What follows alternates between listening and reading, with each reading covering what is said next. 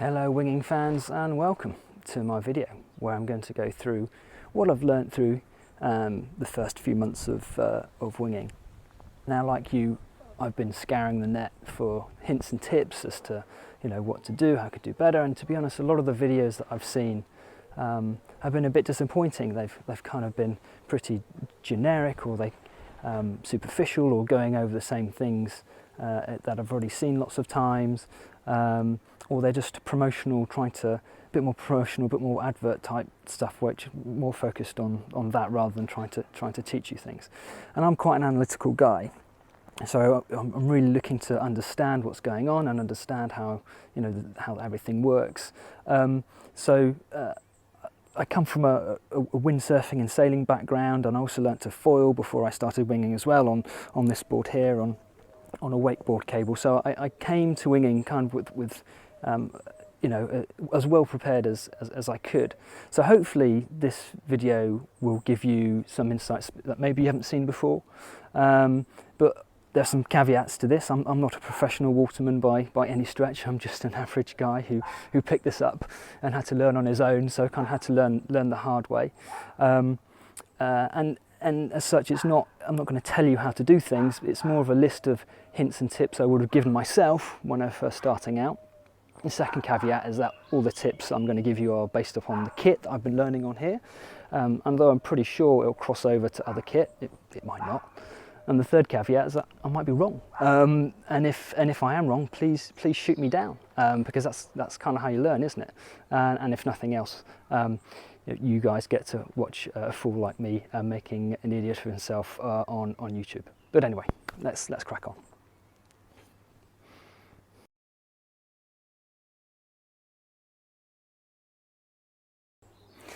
So the first thing I'm going to talk about is actually getting big kit into the water.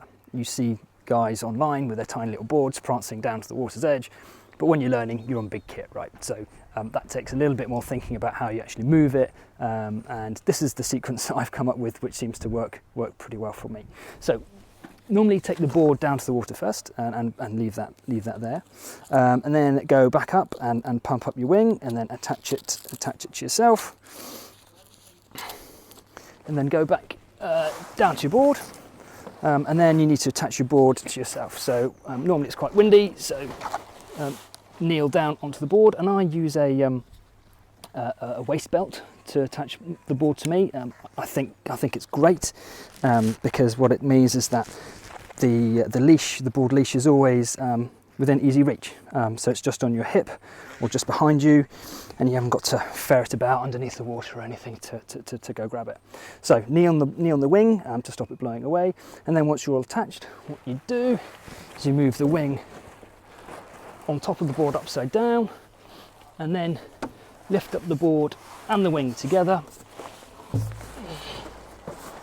holding onto it, and then this way, walking backwards with your back into the wind, you can get into the water pretty easily.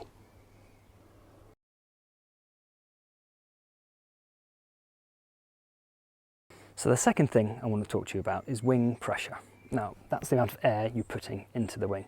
Now, the reason for that is because my first 2 sessions winging were completely wasted, because I didn't have nearly enough air in the wing. I don't have a pressure gauge on the pump that I had, and the sessions were wasted because I wasn't generating nearly as much power in the wing as I should have, and it was basically behaving like an angry umbrella in a storm. There was so much twisting going on and distortion that the centre of power was all over the place and shaking me around, and really not stable at all. So I know that all the manufacturers have a recommended PSI or recommended pressure that you need to inflate them to, but as I said, I didn't have a pressure gauge on my pump, so I went out and bought an aftermarket pressure gauge, which I know pressure gauges generally like this have a terrible reputation for accuracy, but I figured even if it's not giving me a completely accurate reading, what to inflate the manufacturer's recommended pressure, at least I'd be getting consistent pressure from session to session, and I can experiment. So at least I know that a 8 on my gauge is good. But in the while I was experimenting and didn't have a pressure gauge and sort of experimenting, I really found that the amount of air you put into the wing, well, these wings, I can't speak for others, but I'm sure it's probably the same, but these wings, that the more pressure you put in, the better they perform. So even once I got quite a bit more competent, I went out into some quite windy conditions, and I had that angry umbrella feeling again. It was really unstable. So I went back in, put maybe 5 more pumps in, and went back out again, and immediately it was so much better. So I guess the takeaway is if you're using a pressure gauge, be wary that they might not be accurate, and it's really worth experimenting, putting a little bit more pressure in just to make sure you're getting the full potential of your wing, because I know that some people are having problems getting up and winging, perhaps not generating enough power, and that could very well be because you're not putting enough air into the wings themselves. Now obviously you need to balance that off with putting too much air in, leading to wings popping, which obviously can happen. But nonetheless, it's worth experimenting just to see how your wing behaves by putting a little bit more air in, or even taking a little bit of air out, just to make sure you're maximising the potential of your wing and not making life difficult for yourself.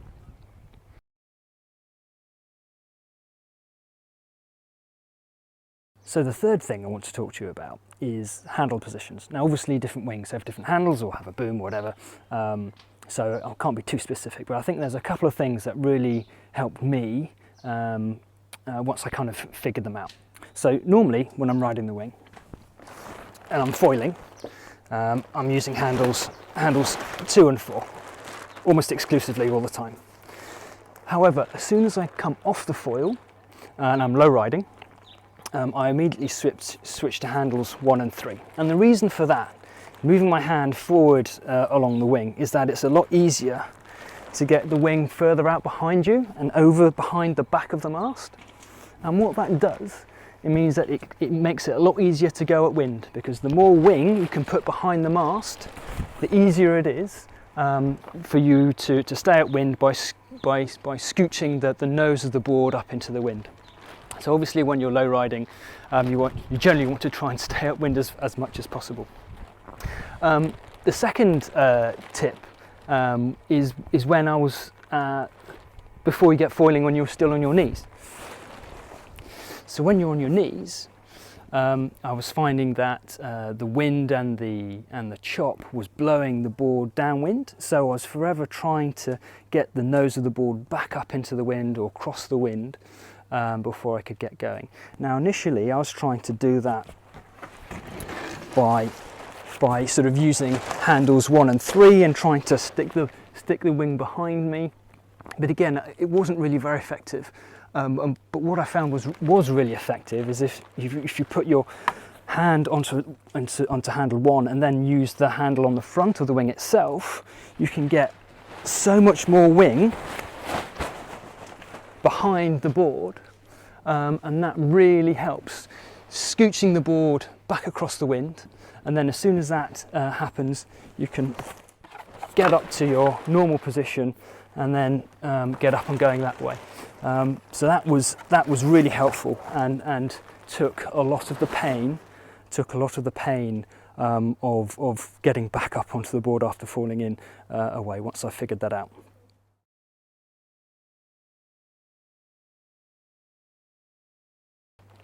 So the next thing I want to talk to you about is wing control, actually handling your wing when you're foiling, and things to be mindful of or wary of, and the tools that are available to you, because when you first start, you don't really know kind of what's going on, and you've got so much to think about. So when you first start winging, the advice is always to have a really straight front arm, and that's to keep the wingtip out of the water. So when I first started winging, I was sort of winging along at kind of this 45 degree angle like that, and because I wing on a really shifty and gusty patch of water, I was finding that whenever I was getting hit by a gust, because the wing was kind of at this 45-degree orientation, it was kind of lifting me up as well as accelerating me forward, which meant there was just so much to think about in terms of controlling your ride height as well as the acceleration and the lift from the foil and all that sort of stuff. Things became a lot easier in that respect once I realised that once you have your wing more upright like this, when you get hit by a gust, you don't have the same vertical component making you sort of overfoil. So that was obviously you've got to be mindful of dipping a wingtip when you're like that, but once you're up on the foil and up in the air, generally dipping a wing is a bit less of a problem than if you're low riding and still on the water.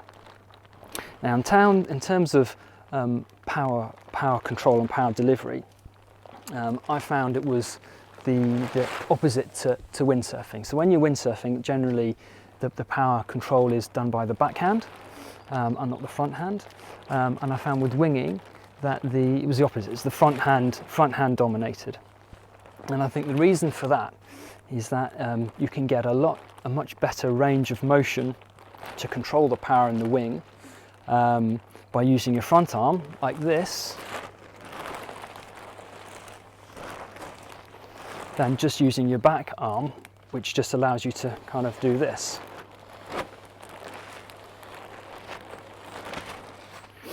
So that was really useful to know. I wing with an underarm grip and generally always with a bent arm. And the reason for the bent arm is that I think if you have a bent arm as opposed to a straight arm, if you've got a bent arm, it recruits your back muscles when you're winging, which are really quite powerful and strong. So that makes you a bit more resistant to fatigue as you go through your winging session if you don't use a harness, which I don't. And the other reason for having a bent arm is that it means that you can control your wing, manipulate your wing whilst keeping your upper body stable. Now obviously keeping yourself stable when you're foiling is really important, because it stops you doing things to changing the sort of the forces on the foil and making the board move around. So the quieter you can keep your upper body, the better. So if you have bent arms, you're ready to react kind of either that way or that way. Whereas if you have straight arms, you're kind of having to, particularly if you want to let the wing away from you, you've got to move your body, and it just means that your upper body's moving around a lot more.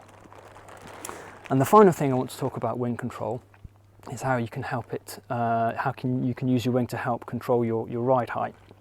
Now, obviously, you've got a wing; it's creating forward drive, and it kind of makes sense that if you're going along and you tilt the wing upwards like that, it's going to create lift in that direction and give you more vertical lift that way. And similarly, if you tilt the wing in that direction, it's going to create lift in that direction or drive in that direction and make you go lower into the water.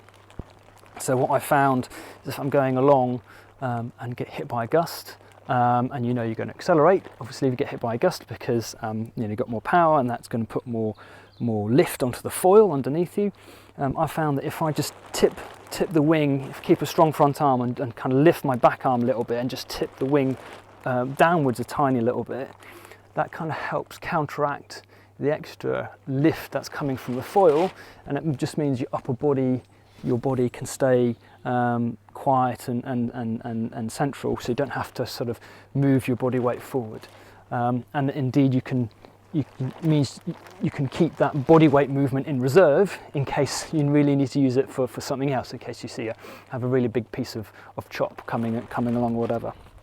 So those are the things that kind of I learnt that kind of really helped me, that the tools and things that allowed me to really progress and get control of the wing, particularly when I was going out in really, really windy and really shifty, gusty conditions.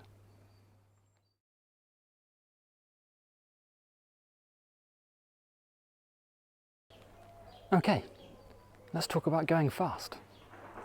So to set the context, I run the Nash Jet 1650 foil, which isn't a high aspect foil. It's not one of these newer generation foils, so it's sort of quite thick, more surfy foil, so not designed really to go very fast.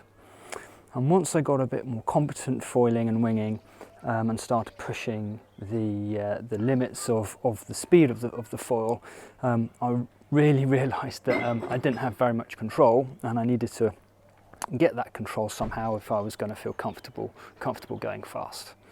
So before I get to the nitty-gritty on how I figured out what works for me, let's just rewind a little bit, just to go through a little bit of theory. So this is the first board I got, the Nash 120 crossover, which I've really enjoyed using. And if you look at the foil box on the underside, it's got a sup setting where you put the mast all the way forward, or a wind foil setting where you have the mast all the way back. So I'm supping when I got it, so I just slammed it all the way forward and didn't think anything of it. When I got a bit more competent, as I said, I learnt to foil at a wake park. When I got a bit more competent, I decided to buy a much smaller board to have fun at the wake park. I got this, which is sort of a 34 litre foil board. I looked at I noticed on the foil track that it had at the front of the box it said lift, and at the back of the box it said control. So, and again, at the time I didn't really think too much of it. I just sort of filed it in the memory bank and set the foil to kind of what felt about right, and off I went. So if we wind forward to me wanting to find control, so I had my foil right at the front of the box and was very happy with it there. I felt that in the all-round conditions I'm foiling in, it was working really well for me. It was only when I was going quite quickly, quite fast, that I was wanting a little bit more control, and thought, well, I don't really want to move the mast back in its track, because then I'm going to be compromising other things which I don't want to compromise. So what I realised is that I can accomplish the same thing as moving the mast track back by shifting my body position a little bit. And let me demonstrate what I mean by that. Just move this out of the way.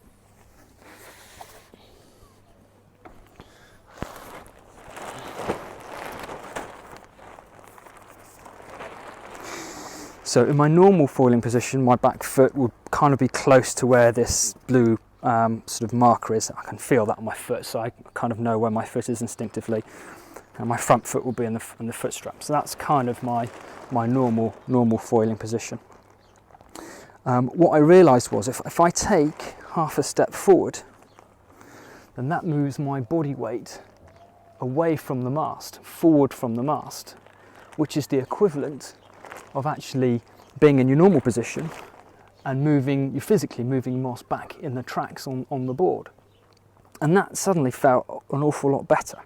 Having that half step forward meant that I just had more control and seemed to really work for me. Now, earlier on in the video I talked about having the wing upright as a way of helping me control sort of not getting lifted by gusts and things. The other benefit of having the wing vertically is that you can get more power, more drive, more forward drive, which enables you to go faster. So that kind of came hand in hand. So to go fast, what I found was take that half step forward, and then kind of adopt that control position that I went through earlier. So bent arms, and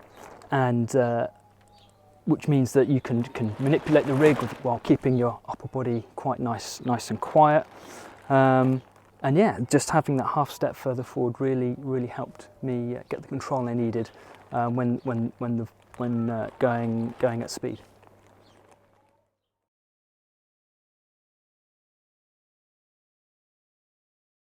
Right, on to pumping. So both pumping the wing and pumping the foil, pumping the board. Now I must admit, pumping the wing came a lot more naturally to me than pumping the board. Coming from a windsurfing background, I just sort of got it a bit more quickly. But there was one tip that I wanted to, a couple of things that probably would share to myself when I was first starting out. The first is the action, and the second is kind of the rate at which you pump. So I guess, and I have to credit someone else for the description, because I was struggling to think of it. And then I read a really good description on Facebook, actually. So I'm sorry I can't credit the person who I'm stealing this from, but anyway. So basically the action, the direction which you want to pump is essentially in front of you down towards the back of the board. So it's kind of from here down towards the back of the board. Now obviously if you've got a big wing, then you need to be mindful of catching a wingtip, in which case the action is slightly modified because you do need to keep that front arm high. So in that case, with a big wing, to avoid dropping a wingtip, you keep the front arm forward, and then you do most of the pumping with the backhand. But you still want to try and keep that front arm as straight as possible to avoid catching the wingtip. So that's broadly the action from in front of you, so kind of down towards the back of the board. In terms of the rate of pumping, so how quickly you pump, I've really found it useful if you start slowly and then accelerate into it. I think if you try and pump the wing too quickly, too fast, you don't really get the airflow attaching onto the wing. And for the wing to generate power, you need the airflow to be flowing across the wing. So if you try and pump too quickly to begin with, it kind of doesn't really work very well. So if you start off by pumping slowly, and then as your board speed increases, you get a bit more apparent wind, then you can pump to start more vigorously. You can feel the power starting to build in the wing as well. So when you do it, you kind of get it. Pumping the board. This took me ages to work out, and in fact, it was only once I saw a video online, which I'll link underneath this, that it kind of started working for me. So I was trying to pump. I had a foot strap, so I kind of figured, hey, I'm golden. All I need to do is kind of pump the board and lift my front foot, and kind of away I go. But I just couldn't get the action right. You know, it didn't really seem to matter how much I was lifting my front foot or trying to move the board underneath me. It just wasn't working. And what this video that I saw suggested is kind of, again, moving your back foot forward a little bit in front of the mast, and then suddenly things became a whole lot easier. Now this is a big board, so pumping it is not straightforward, and in fact I can only really manage sort of 2 or 3 really big pumps to get the board unstuck from the water and going a little bit. So it's not like pumping a little board where you can kind of go on. It's really a 2 or 3 pumps just to get the board unstuck from the water and moving a little bit, and then you kind of let the wing take over with the acceleration. But the action for pumping is almost a two-footed action. So it's almost a jump with both feet like that, rather than any sort of lifting like that or rocking backwards, which is what I was trying to do. It's very much a vertical jump like that. Anyway, that's what worked for me.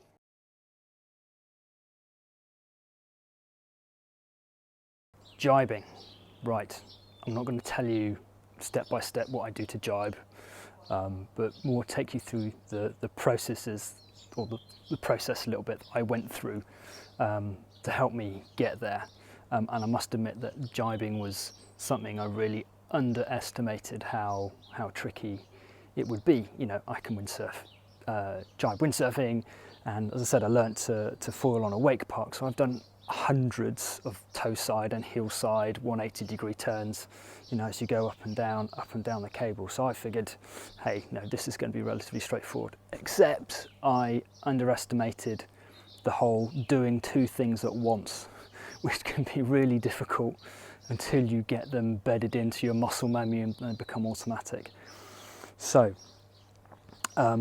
just to take you through the process, I was getting, carving the board wasn't actually, carving the board was a problem for me, because where I had learnt on a wake park with really flat water, when I actually got onto the wing, the water was really lumpy and bumpy. It's really choppy. So I was failing quite a lot of the time in my calves because I wasn't paying close enough attention to my ride height and what the water was doing underneath me. So I wasn't controlling or as I said, wasn't controlling my full ride height enough. So I was breaching and that sort of and that sort of thing. So if you want to jibe, the critical thing is you've got to keep everything, you know, you've got to get the board through 180 degrees, you've got to be on your board, and you've got to do your rig flip. So if you're not even getting your board through 180 degrees, then you're on through a loser. So that was the first thing I kind of realised, right, focus on your ride height and pick your spot where you're jibing carefully, so you're not doing it on a big piece of chop, or at least on a flatter bit of water to help.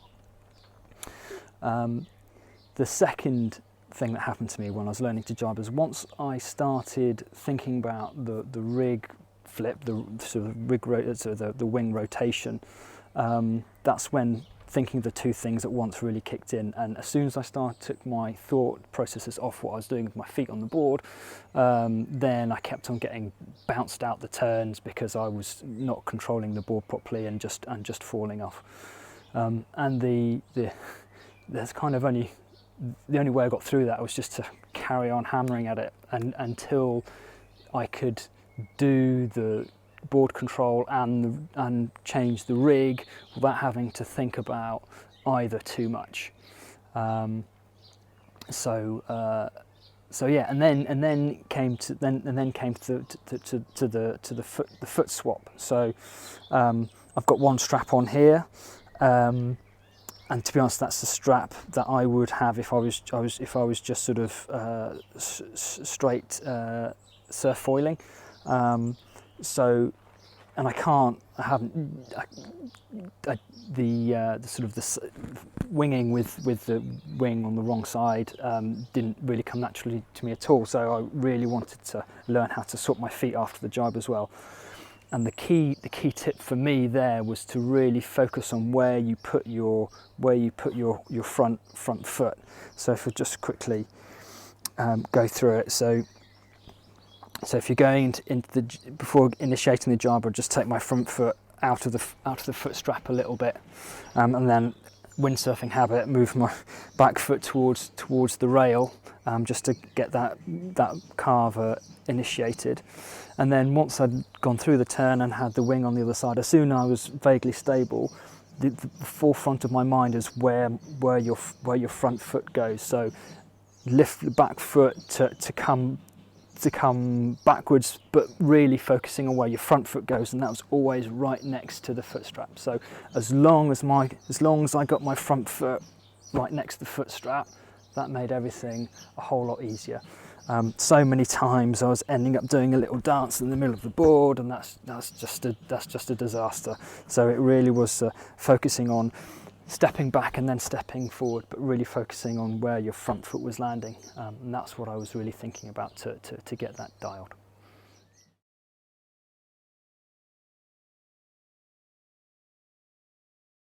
Okay, we're almost at the end. I'm just going to run you through little other bits that didn't neatly fit into the other broad areas that have been already talked about. But the first thing I want to talk about is, earlier on in the video I mentioned that I wear a belt to hook my board leash to. But what I didn't mention actually, which I think is quite important, is that it is a quick release belt. So I've got this yellow toggle on here which I can just pull and it comes out. So I think that's probably an important safety thing to mention. One thing that I'm always reminded of when I go foiling is your core. Having a strong core and really thinking about keeping a strong core really does help in almost every situation. It just helps you keep control of everything and stops you getting thrown around. So that's one thing to always try and remember and try and work on. Changing mast heights. Now, changing mast heights has really quite an impact on the feel for the board. So expect for it to take longer than you might think, perhaps a whole session. If you do change your mast length for the first time, for you to really get that your body weight in tune to that new setup. It surprised me at how long it took me to get my body back into it. It wasn't a natural thing really at all. And finally, if you crash, let go of the wing. I speak from personal experience here. If you don't let go of the wing, or if you fall onto the wing, bad things can happen. So just be mindful of that. Right, I think that's everything. I think that's everything I would have told myself, on day one when I first started winging. So maybe some of it be useful to you, maybe not. But hey, if you liked it, give me a little thumbs up. If you think I'm talking complete rubbish, I'd love to hear from you as well. So please put some comments below. But yeah, love to hear your feedback, and if it does help you, it'd be great to hear from you. Cheers.